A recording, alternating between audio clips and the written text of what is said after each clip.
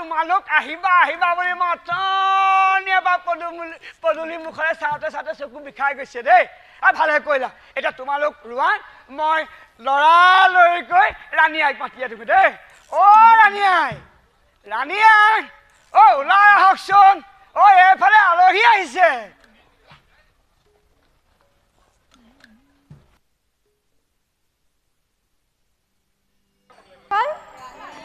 তোমালোক আহিলা আহা তোমালোক ভিতৰলৈকে আহা আহা খাই বৈ ল'বাগে দেই যোৱা যোৱা যোৱা যোৱা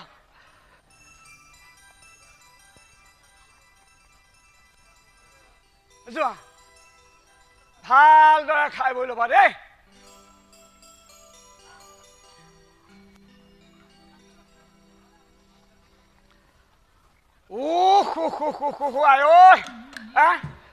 দিনৰ দিনটো কাম কৰি কৰি একেবাৰে কঁকালটো থৰ মাৰি গৈছে নহয়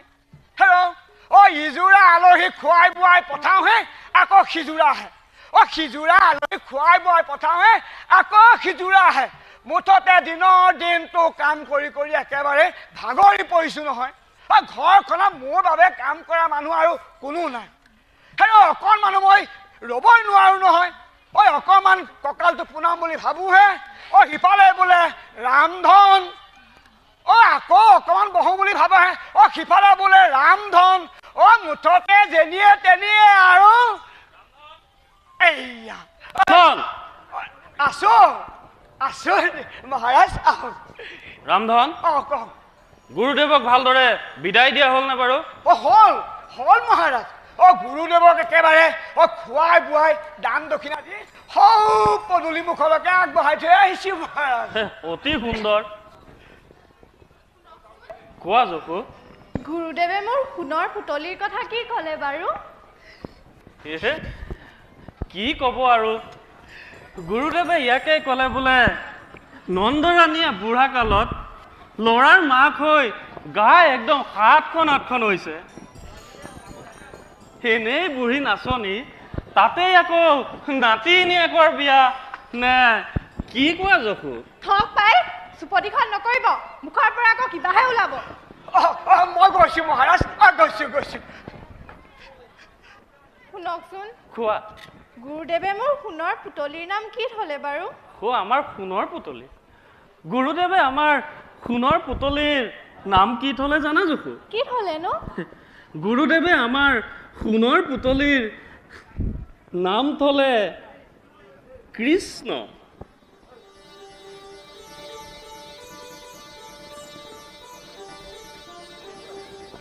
কৃষ্ণ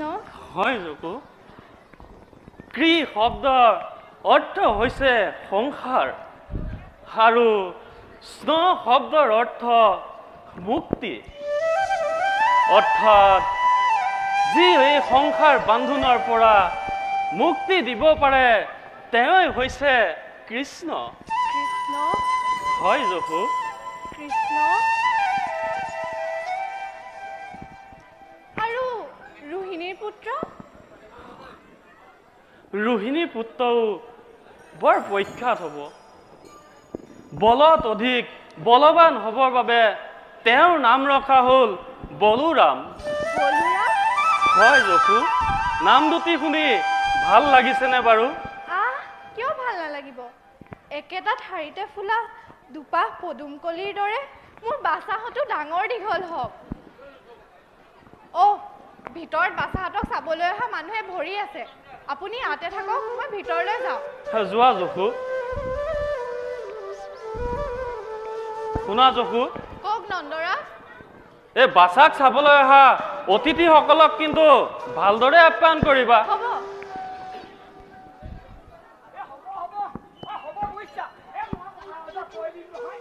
হ'ব হ'ব মহাৰাজ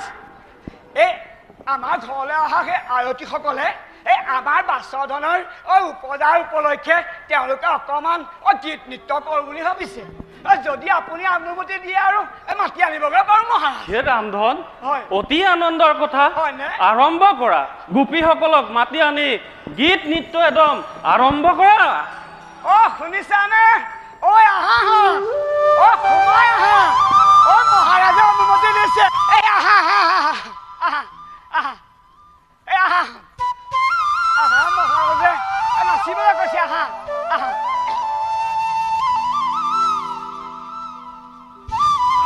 হয় সুখ ভিতৰৰ পৰা লৈ আহোঁগৈ তুমি আৰম্ভ কৰা যাওক মহাৰাজ যাওক যাওক যাওক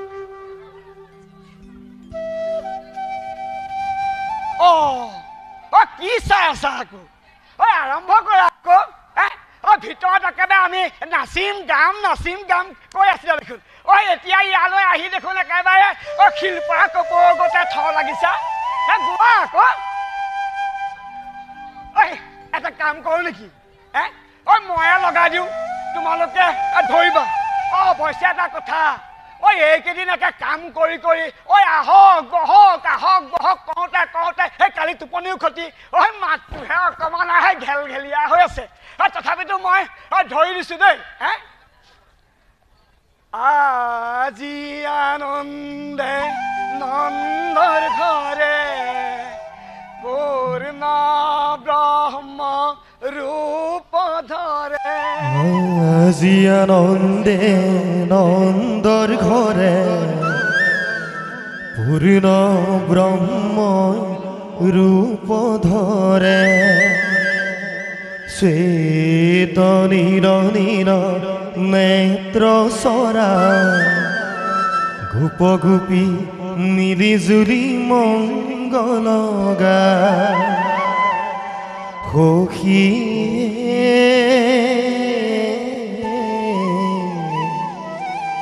নন্দৰ ঘৰে আনন্দ বঢ়ায় নন্দৰ ঘৰে আনন্দ